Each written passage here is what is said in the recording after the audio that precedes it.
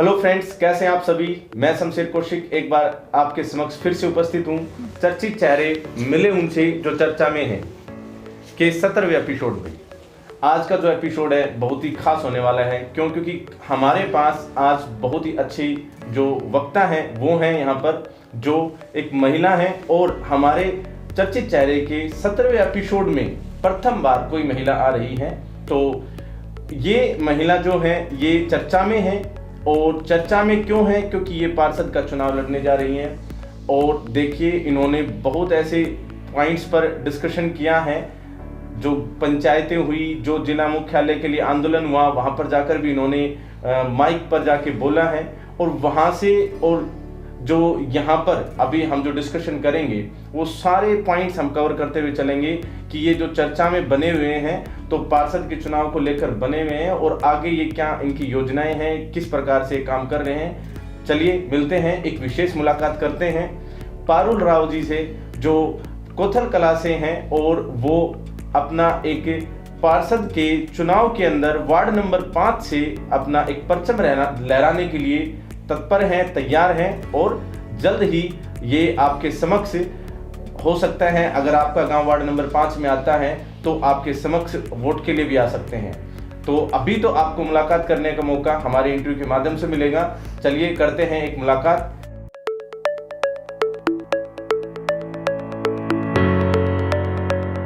हाँ जी, पारुल राव जी, आपका बहुत बहुत स्वागत है चर्चित चेहरे के इस मंच में। शमशेर जी, मैं आपका धन्यवाद करती हूँ कि आपने मुझे चर्चित चेहरा में आने का मौका दिया, और मैं चर्चित चेहरे के सभी दर्शकों को नमस्कार करती हूँ और नए साल की बहुत बहुत बधाई देती हूँ।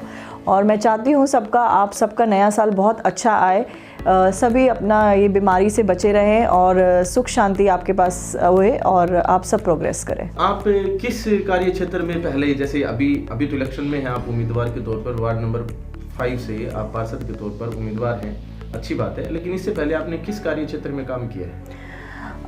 देखिए, मैं अपने बारे में थोड़ा बताती हूँ आपको। मैं काफ़ी सालों से एजुकेशन लाइन में रही हूँ और टीचिंग मेरा प्रोफेशन रहा है। कोचिंग भी दी है मैंने, लेक्चर्स भी दिए हैं, काउंसलिंग भी मैंने की है।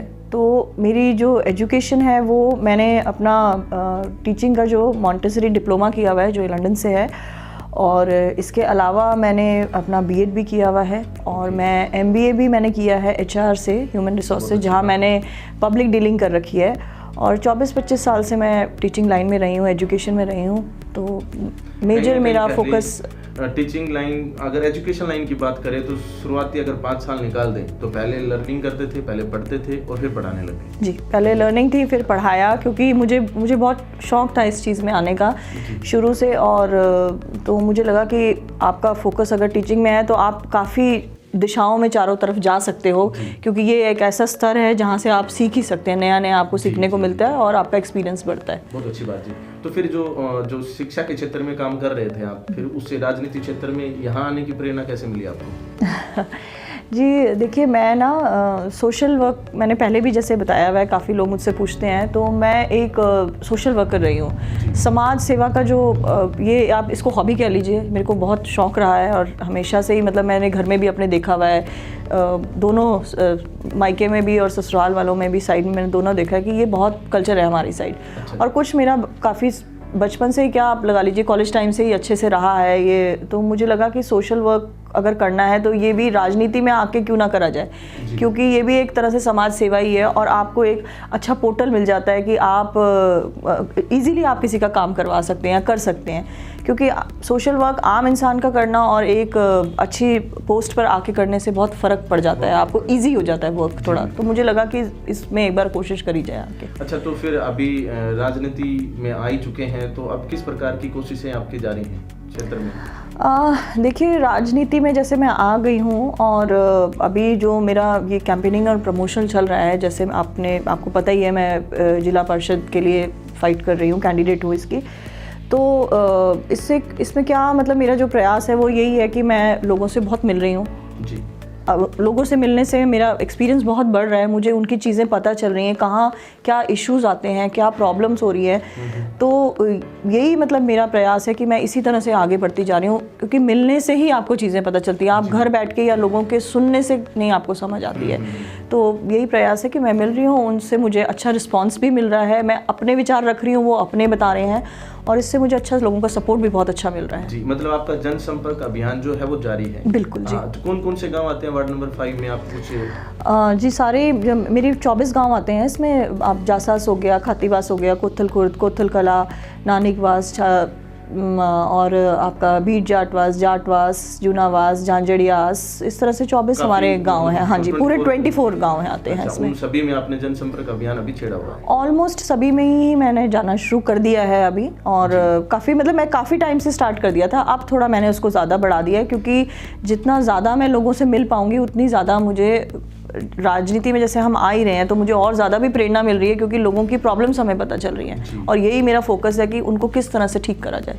अच्छा, एक मैं जैसे इसी लोकल क्षेत्र से हूँ, तो मैंने न्यूज़ भी देखी थी कि आपकी गाड़ी के कुछ जो 2 टायर थे वो चुरा लिए लोगों ने, पता नहीं किसने, चोरों ने चुराए किसने, तो क्या ये कोई विपक्ष की कोई एक्टिविटी थी या क्या था? नहीं, मेरा ऐसा मानना नहीं है कि विपक्ष की कोई वो है। मतलब मैं तो इसको एक सिंपल चोरी समझ रही हूँ कि एक चोर आया, चोरी करके चला गया, तो उसको क्या उससे बेनिफिट होगा वो हमें पता नहीं। देखिए, मैं विपक्ष को बीच में इसलिए लेकर आया क्योंकि मैंने देखा है कि नज़दीकी जो गांव हैं उन गांवों के अंदर आपके पोल लगे थे, और हाल फिलहाल वहाँ पर पहले परसों तक पोल थे, और आज जब मैं वहाँ से निकल रहा था तो वहाँ पर अब पोल नहीं है, वो उखाड़ लिए गए हैं। वहाँ पर आपके पोस्टर ही नहीं है, ये कहते हैं। तो देखिए, जैसे कि आपने बताया है कि ये जो टायर वाला जो आप, पहले मैं इस पे बात क्लियर करती हूँ कि ये तो एक चोरी ही है मुझे लगता है।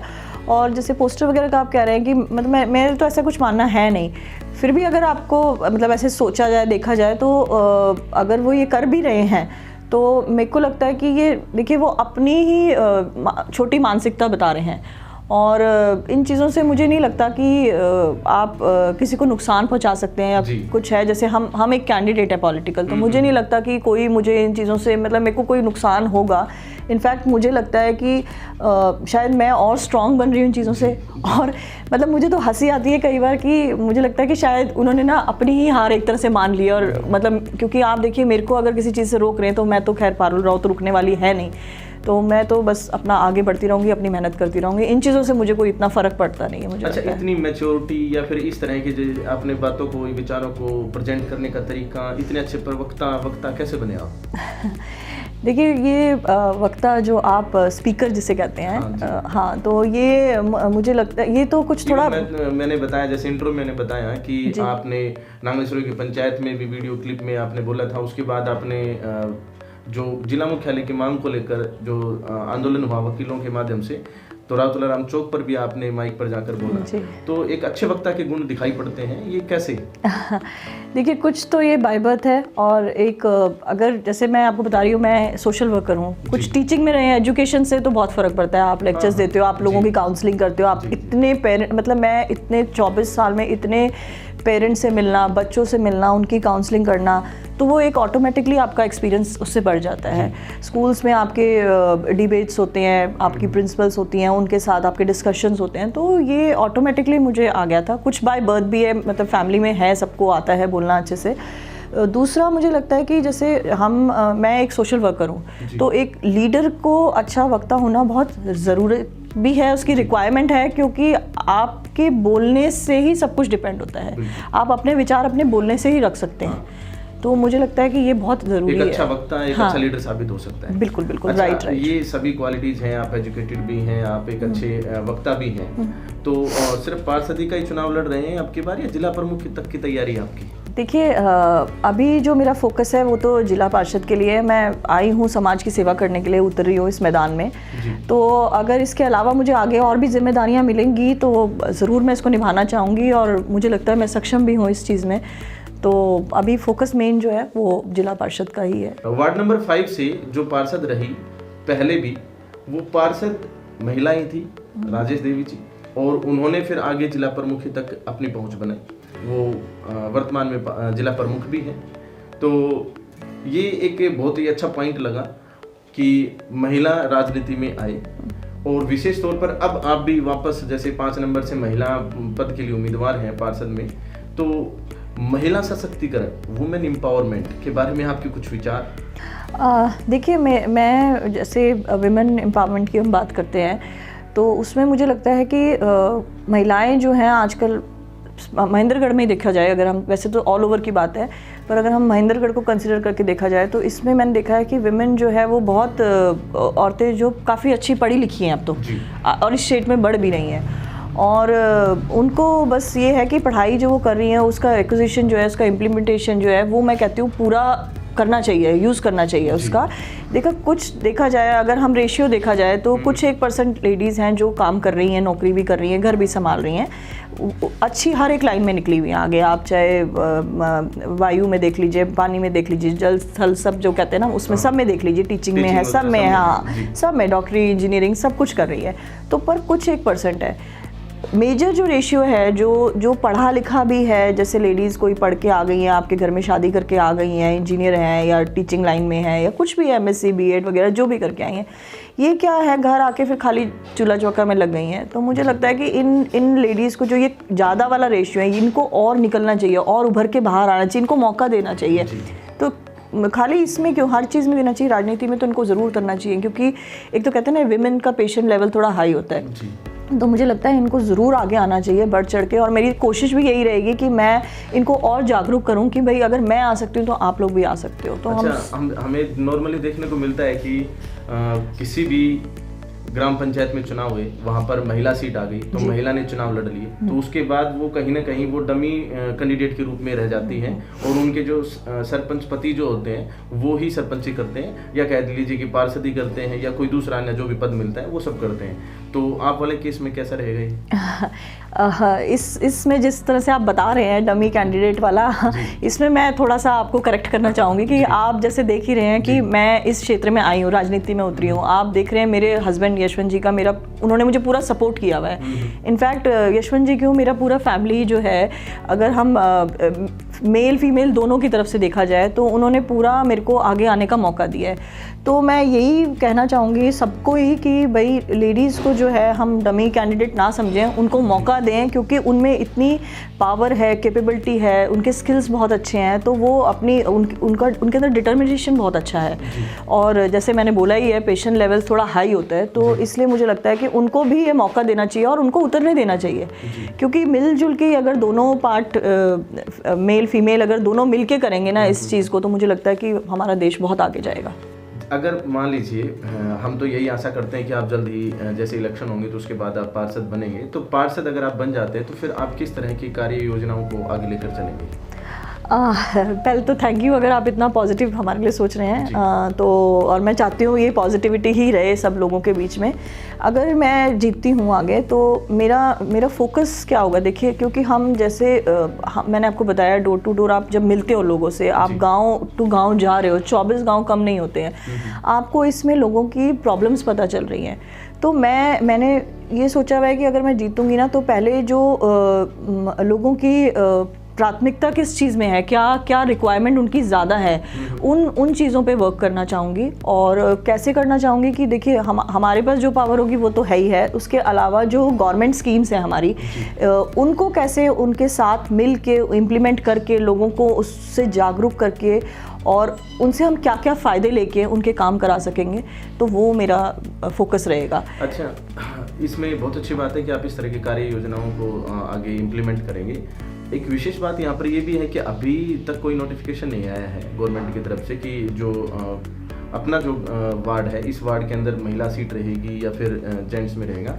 तो अगर मान लीजिए जेंट्स सीट आ जाती है तो एक यहाँ पर ये भी पॉइंट आता है कि सरकार का जो रूल बना है नया कि इसमें अगर जेंट्स की सीट हो गई तो जेंट्स के अगेंस्ट लेडीज नहीं फाइट कर सकती, तो फिर उस केस में क्या रहेगा, फिर कौन चुनाव लड़ेगा? जैसा कि आप देख रहे हैं, आप मेरी कैंपेनिंग, मेरे प्रमोशनल, आप जैसे बैनर्स की बात कर रहे हैं, पोस्टर्स की बात कर रहे हैं, उसमें मेरे हस्बैंड यशवंत सिंह की फ़ोटो भी है, और वो हर जगह मेरी कैंपेनिंग में मेरे साथ ही जा रहे हैं, हम दोनों ही साथ जाते हैं। तो अगर जेंट सीट आएगी तो मुझे लगता है इतना हमें मैटर करेगा नहीं, मेरी जगह यशवंत जी खड़े हो जाएंगे, एक ही बात है जी। अगर जेंट सीट आ जाती है तो उस केस में यशवंत जी आ जाएंगे? बिल्कुल, यशवंत जी आ जाएंगे। ठीक है, बहुत अच्छी बात।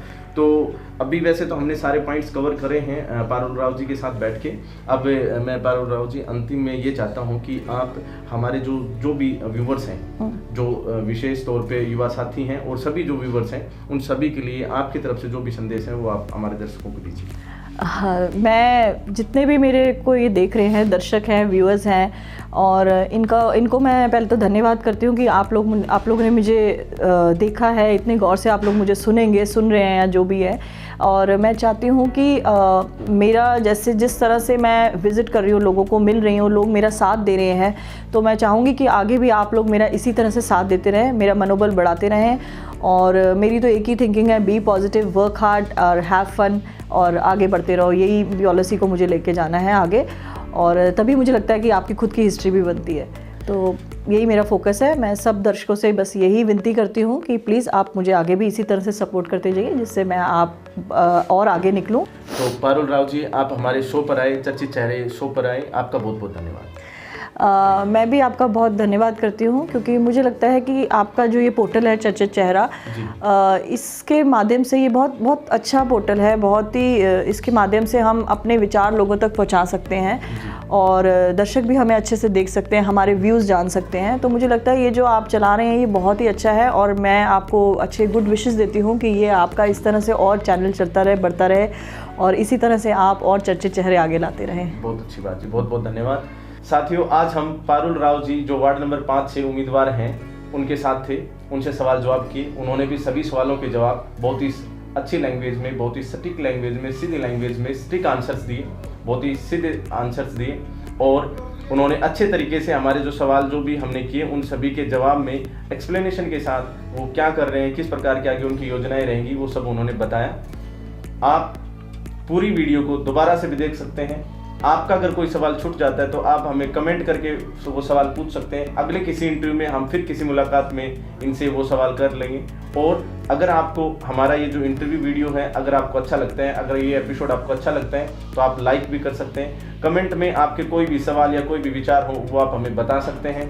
तो चलिए साथियों, फिर मिलते हैं अगले एपिसोड में अगले किसी चर्चित चेहरे के साथ। बहुत बहुत धन्यवाद। धन्यवाद।